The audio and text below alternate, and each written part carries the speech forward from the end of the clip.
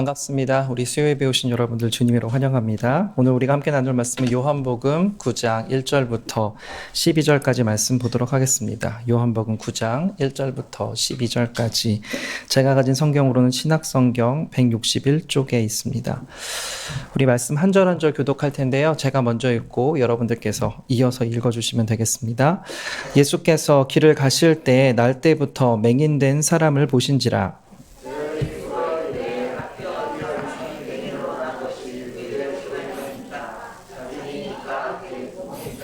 예수께서 대답하시되 이 사람이나 그 부모의 죄로 인한 것이 아니라 그에게서 하나님이 하시는 일을 나타내고자 하심이라.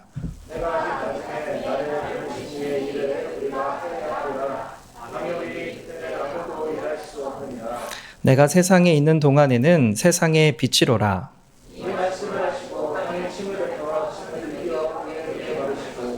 이르시되 실로암 못에 가서 씻으라 하시니 실로암은 번역하면 보냄을 받았다는 뜻이라. 이에 가서 씻고 밝은 눈으로 왔더라.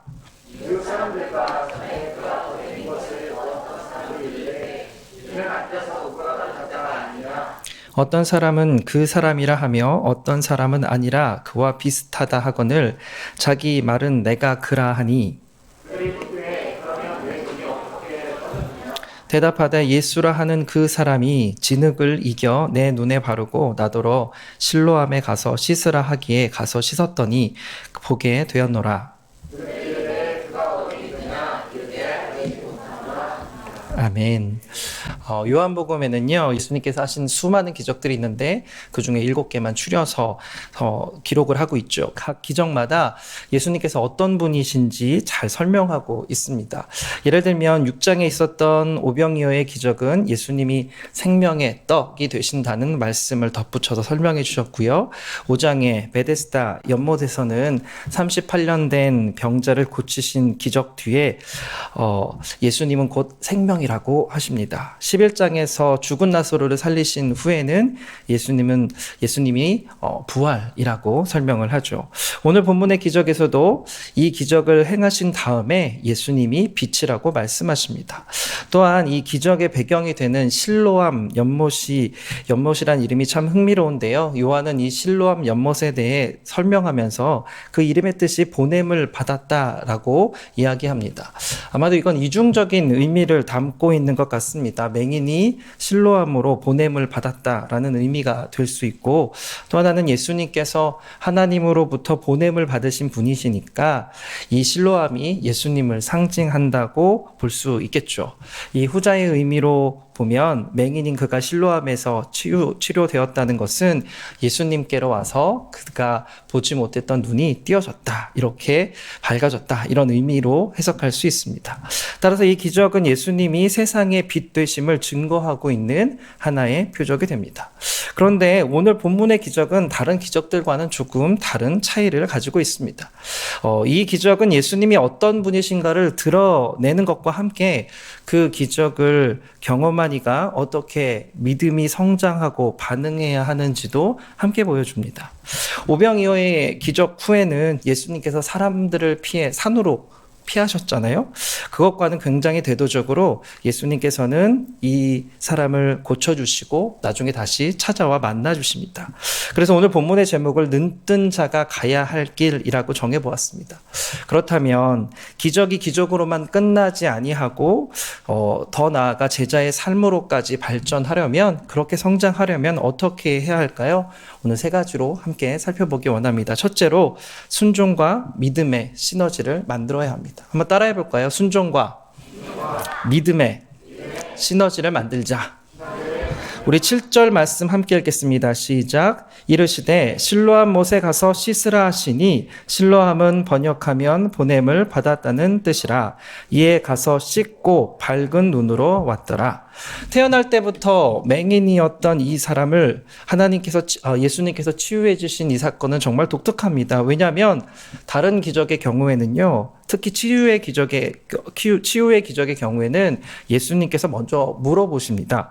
내가 낫고자 하느냐? 이렇게 물어보시면서 그 사람의 믿음이 있는지 없는지 한번 테스트해 보시죠. 또한 요한복음에는 나오지 않지만 마가복음에 나오는 맹인이자 거지인 바디메오 같은 경우는요, 예수여 나를 불쌍히 여기소서라고 큰 소리로 소리를 질렀습니다. 이것은 예수님께서 기적을 행하시기 전에 그 사람에게 믿음이 있는지 없는지 보셨거나 혹은 작은 믿음이라도 있어야 한다는 것을 이렇게 요구하시는 장면으로 이해할 수 있습니다. 예수님의 능력을 경험하는 데 있어서 믿음이 필수인 것처럼 보이는 것이죠. 그런데 오늘 본문은 그렇지가 않습니다. 예수님께서 그냥 길 가시다가 날 때부터 맹인된 사람을 보신 겁니다. 그냥 보시기만 하세요. 그러자 제자들이 뜬금없이 묻습니다. 이 사람이 맹인으로 태어난 것이 누구의 죄 때문이냐고요. 자기 자신의 죄 때문인지 아니면 그의 부모의 죄 때문인지 물어봅니다.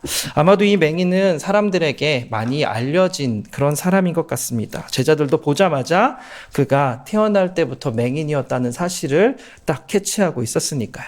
그런데 예수님께서 누구의 죄 때문도 아니고 하나님이 하시는 일을 나타내고자 하심이라고 하세요.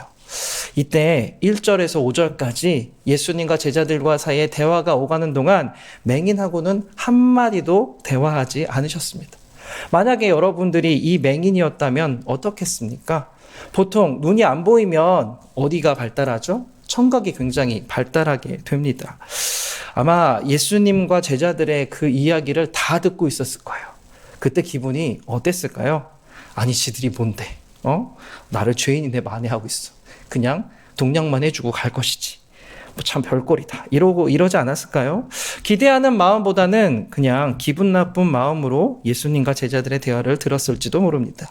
그런데 한술 더 떠서 누군지도 모르는 이 사람이 흙을 자기 눈에다가 막 바르는 거예요. 막 바르는 겁니다. 한번 상상해 보십시오. 중동 지방은 사막 지방입니다. 흙먼지밖에 없어요. 근데 땅에 침을 뱉어서 진흙으로 만들려면 도대체 침을 얼마나 뱉어야 할까요? 네.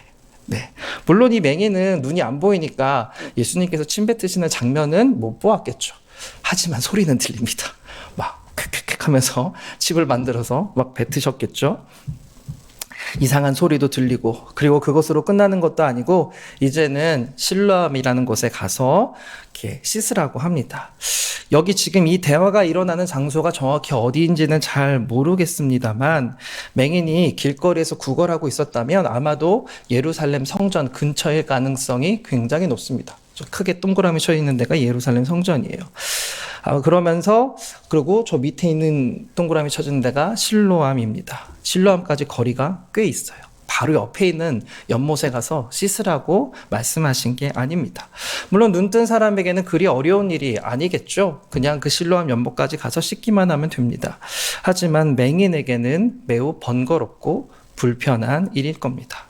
그렇다면 왜 예수님께서 이런 기이하고 엽기적인 행동을 하셨을까요? 사실 그냥 말씀만 하셔도 예수님의 능력이라면 다 치유하실 수 있잖아요. 실제로 그렇게 치료하신 적도 굉장히 많습니다. 그런데 굳이 왜 이런 까다로운 절차를 행하신 걸까요? 이것에 대해서 여러 가지 설명들이 있습니다. 하지만 가장 설득력 있는 설명은요, 어떤 특별한 방법 같은 것은 다 의미 없는 거고 단지 그 사람이 순종하려는 마음이 있는지 없는지 그것을 알아보기 원하셔서 이런 번거로운 절차를 행하셨다는 설명이 제일 저는 그럴듯해 보입니다. 사랑하는 여러분, 믿음이 먼저일까요? 순종이 먼저일까요? 일반적으로는 믿음이 먼저입니다. 이해가 안 되더라도 신뢰한다면, 믿을 수 있다면 순종이란 것을 할 수 있죠. 하지만 이 사람은 처음부터 믿음이 있어서 주님을 찾아온 사람이 결코 아닙니다. 그냥 길 가다가 제자들이 질문하는 바람에 얼떨결에 이 기적의 주인공이 된 사람일 뿐이에요. 그런데 놀라운 것은 예수님이 하라는 대로 토달지 않고 일단 그대로 다 행했다는 사실입니다. 예수님이 눈을 뜨게 될 것이라고 말씀도 안 해주셨는데 그냥 그대로 행한 거예요.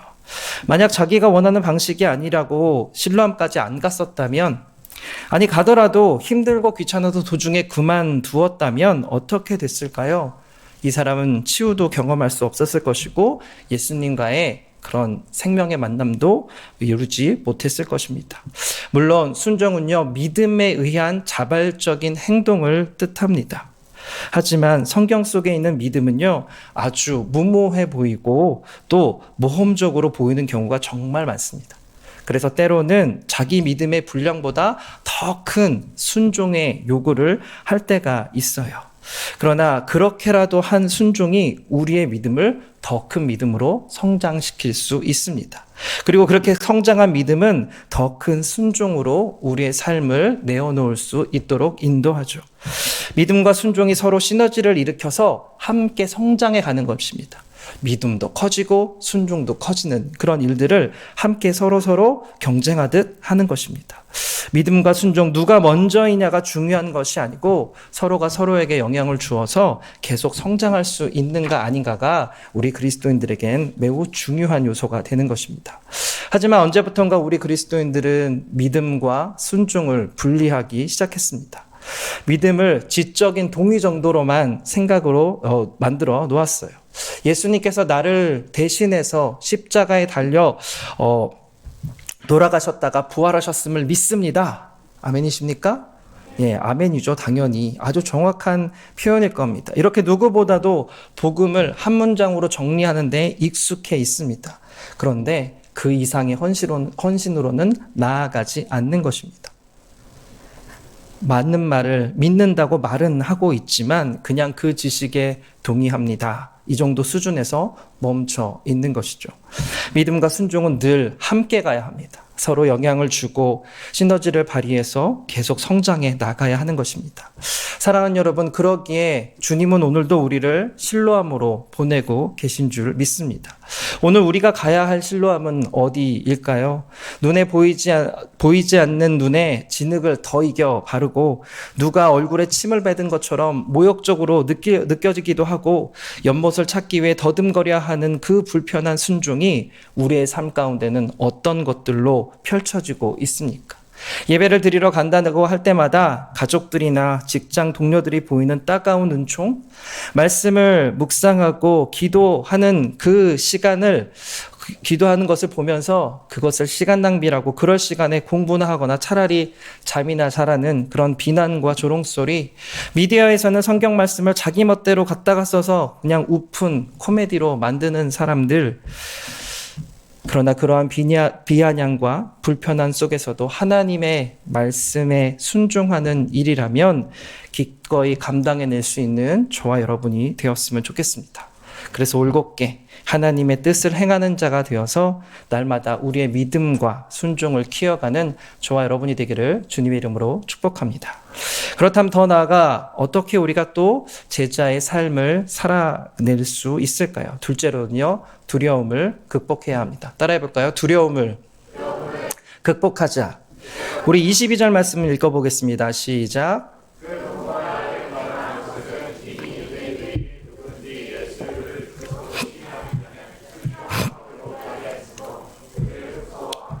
아멘.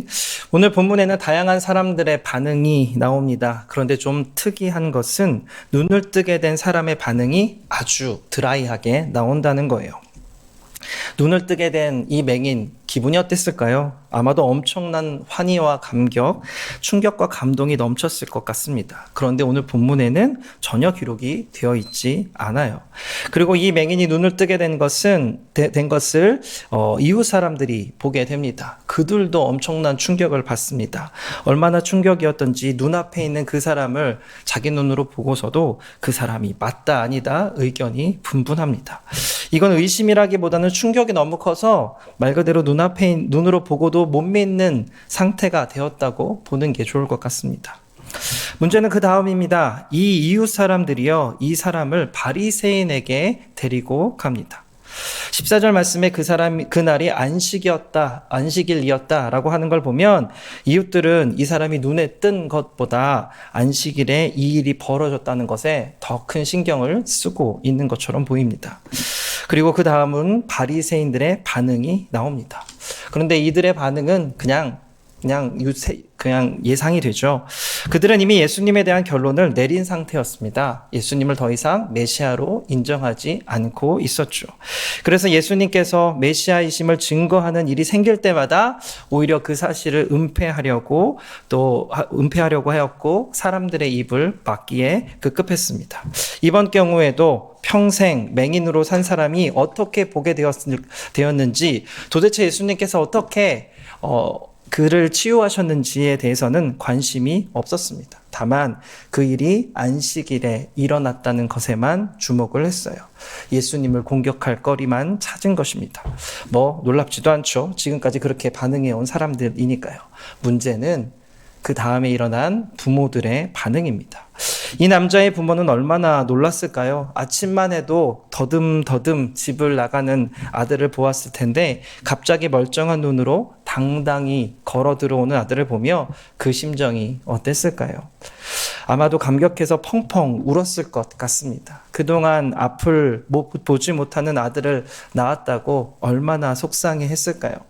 자기가 죄가 많아서 자식이 벌 받는 것 같아 그 아들을 볼 때마다 미안했을 것이고, 또 주위 사람들의 따가운 은총을 볼 때마다 더 괴로웠을 것입니다.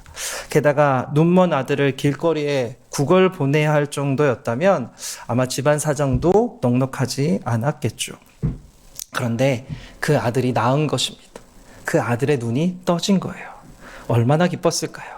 그래서 아들에게 물어봅니다. 도대체 이게 어떻게 된 일이라고? 어떻게 눈을 뜨게 됐냐고. 그런데 뜻밖의 이름이 나옵니다. 예수님이 치료해 주셨다고요. 그 순간 이 부모의 표정이 굳어집니다. 왜냐하면 이미 바리새인들이 예수님을 죽이려고 혈안이 되어 있는 상태였거든요. 게다가 이 예수란 사람과 엮이기만 하면 출교를 당할 수도 있는 상황입니다. 당시의 출교는요, 그냥 교회에 예배드리러 못 나가는 정도가 아닙니다. 유대 사회에서 출교란 그 사회에서 완전히 매장당하는 것입니다. 사람들과 교제하는 것은 물론이고 상거래까지도 중지됩니다. 먹고 살 길이 막막해지는 거죠. 그러자 갑자기 두려움이 엄습합니다. 아들이 눈에 뜨게 된 것은 기쁜 일이지만 이 일로 가족 모두의 생사가 위태로워졌기에 두려움 가운데 빠지게 된 거죠. 우리 20절과 21절 말씀 읽어보겠습니다. 시작. 그 부모가 대답하여 이르되 이 사람이 우리 아들인 것과 맹인으로 난 것을 아나이다. 그러나 지금 어떻게 해서 보는지 또는 누가 그 눈을 뜨게 하였는지 우리는 알지 못하나이다. 그에게 물어보소서. 그가 장성하였으니 자기 일을 말하리이다. 부모의 말에 틀린 말은 없습니다. 부모는 그 자리에 없었으니까요. 하지만 아들에게 물어보라는 말은 무슨 뜻입니까? 책임을 추궁하려거든, 그래서 벌을 내리려거든 아들에게만 하라는 뜻입니다. 나는 모르겠다는 것입니다.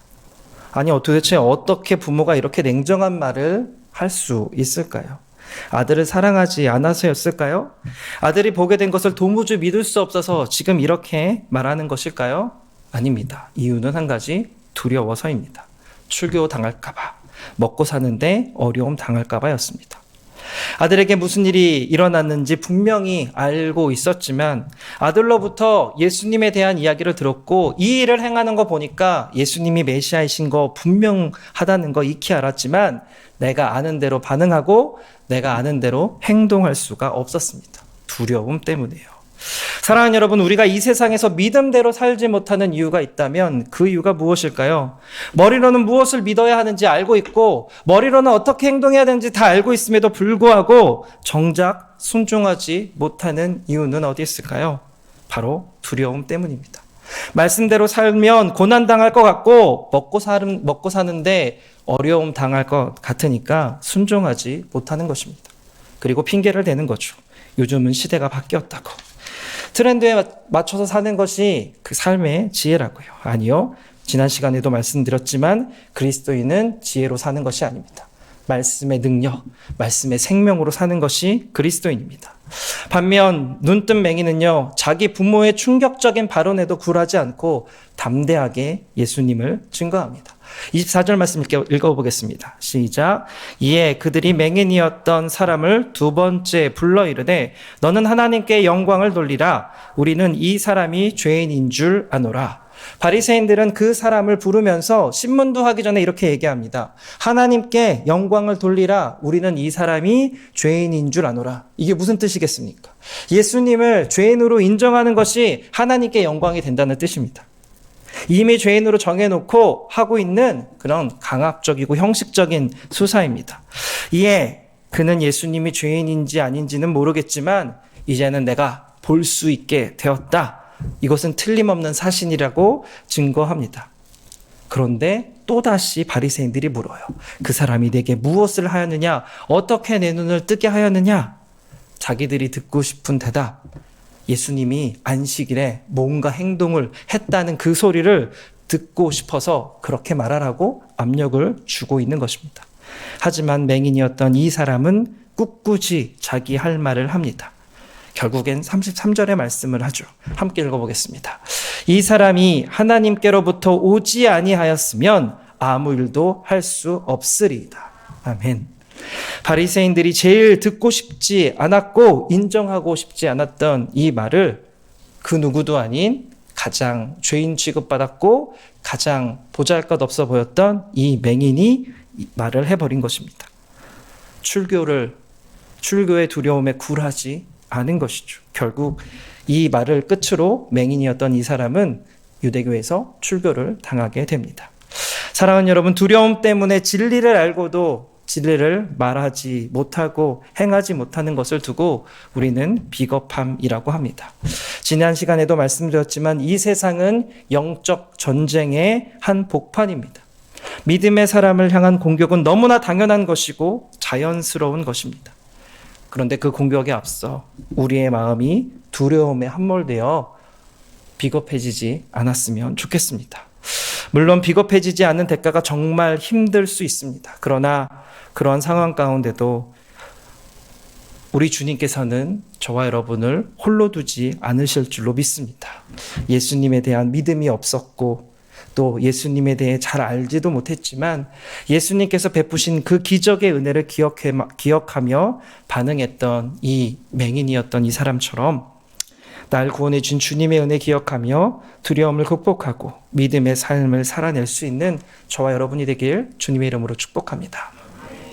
마지막으로 또 어떻게 우리가 제자의 삶을 살아낼 수 있을까요? 셋째로는요, 주님을 계속 만나야 합니다. 따라해볼까요? 주님을 날마다 매일매일 계속해서 만나자.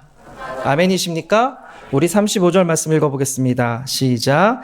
예수께서 그들이 그 사람을 쫓아냈다 하는 말을 들으셨더니 그를 만나사 이르시되 내가 인자를 믿느냐. 아멘. 여기서 쫓아냈다는 말은 출교를 당했다는 것 의미합니다. 이제 더 이상 유대 사회에서 살 수 없게 된 것입니다. 비록 눈은 뜨게 되었지만 이제 불행 끝 행복 시작이 아니라 또 다른 삶의 험난한 여정을 지금 이 사람은 만나게 된 거예요.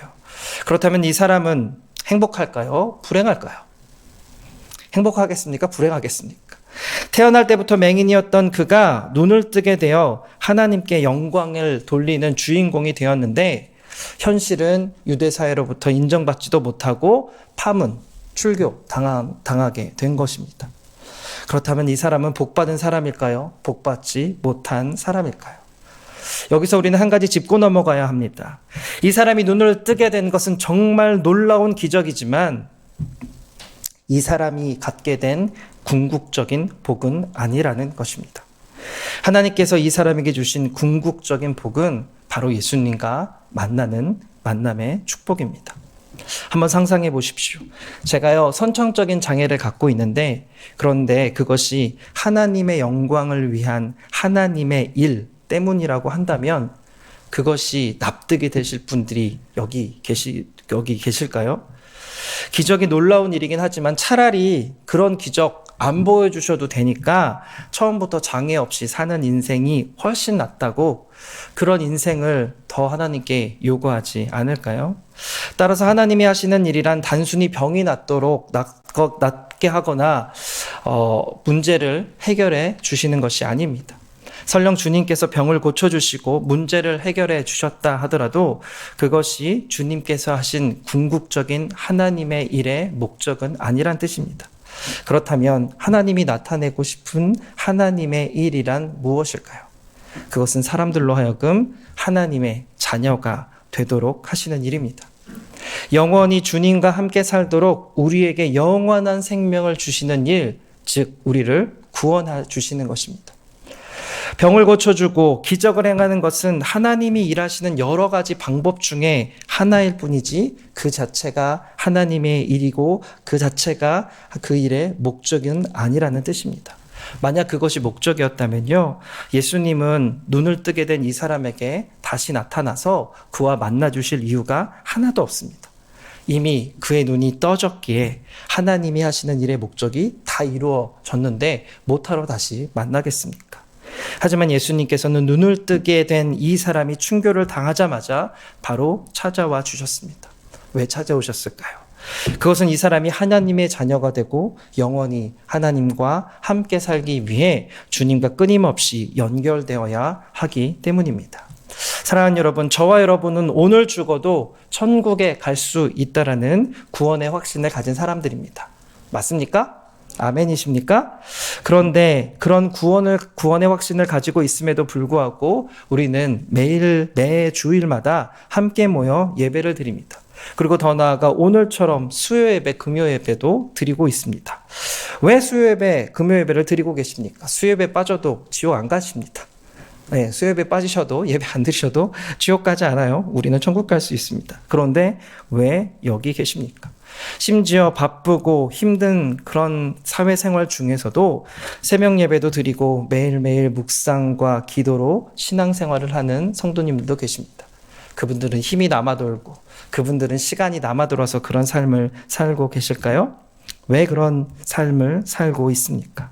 날마다 매 순간마다 주님과 연결되어 그분과 함께 살고자 하는 마음 때문입니다. 죽어서 가는 천국으로 만족하지 않고 매일매일 내 주 대신 주님과 함께 사는 이 삶을 영원의 시간까지 이어가고자 하는 열망이 우리 가운데 있기 때문이에요. 그러기에 믿음의 사람은 그냥 한 번 믿고 그냥 그것으로 끝내는 사람이 아닙니다. 그래서 글 없는 책이란 전도지를 보면요, 맨 마지막 장이 흰색이 아니라 초록색입니다. 흰색 장에서 예수님 영접하고 영접 기도하면 다 끝난 것 같은데 한 장이 더 남아 있습니다. 바로 초록색 장. 내 마음에 영접한 주님과 계속해서 만나고 연결되기 위해서 초록색의 삶. 봄이 되면 생명을 싹 틔운 식물들이 자라나 초록으로 세상을 덮는 것처럼 우리의 심령이 그렇게 주님의 것으로 덮여지도록 초록의 삶을 살아야 합니다. 교회 안에서 계속 영적인 성장의 삶을 살아야 하는 겁니다. 성도는 영접 기도를 끝으로 성도가 되는 것이 아니라 생명을 키워가는 삶을 계속 지속해 감으로 성도의 삶을 이어가는 것입니다. 그런데 우리에게 기쁜 소식이 있습니다. 주님이 먼저 우리를 찾아오셨다는 거예요. 출교의 두려움에 굴하지 않고 주님의 제자가 되기로 한 이 사람에게 주님께서 먼저 찾아오셨습니다. 마찬가지로 이제는 예수님을 대신하여 성령님께서 우리를 찾아와 주실 것입니다. 우리가 날마다 주님과 만나고 연결될 수 있도록 성령님께서 도와주실 거예요. 그러게 우리가 날마다 주님의 말씀을 읽고 성경을 공부하고 기도하는 이 모든 시간이 그냥 형식적이고 종교적인 그런 시간들이 아니라 주님과 연결되기 위한 우리의 몸부림이었으면 좋겠습니다. 그리고 그 몸부림 가운데 성령님께서는 반드시 함께해 주셔서 우리를 하여금 날마다 주님과 동행할 수 있도록 이어주실 줄로 믿습니다. 그렇게 성령님을 통해 끊임없이 주님과 연결되어서 늘 주님과 동행하는 축복의 삶을 살아내는 저와 여러분이 되기를 주님의 이름으로 축복합니다.